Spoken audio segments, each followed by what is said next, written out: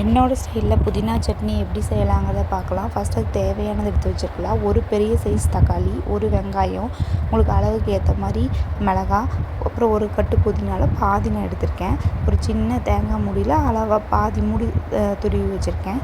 அது போக பொட்டுக்கடலை. ஃபஸ்ட்டு ஒரு பேனில் எண்ணெய் ஊற்றி ஆயில் இல்லை கடலெண்ணெய் ஏதோ ஒன்று ஊற்றிக்கிங்க. அது காஞ்சதும் கொத்தமல்லி போடணும். கொத்தமல்லி கொஞ்சம் ஃப்ரை ஆனதுக்கப்புறமா வெங்காயம் ஒரு பெரிய வெங்காயம் கட் பண்ணி வச்சுருக்கோம் இல்லையா, அதுவும் 3 வரமிளகா போட்டிருக்கு. அது உங்கள் காரத்துக்கு தகுந்த மாதிரி போட்டு வதக்கிக்கங்க.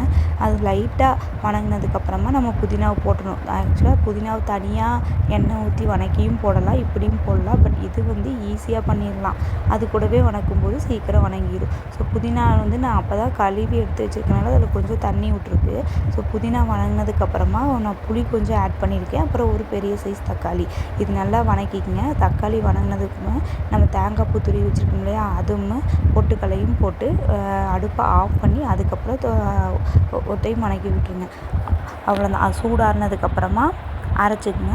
அரைச்சி மிக்சியில் போட்டு அரைச்சதுக்கப்புறமா கொஞ்சம் எண்ணெய் ஊற்றி தாளிக்கிறதுக்கு எண்ணெய் ஊற்றி கடுகு தாளித்து இதில் கொட்டிட்டிங்கன்னா புதினா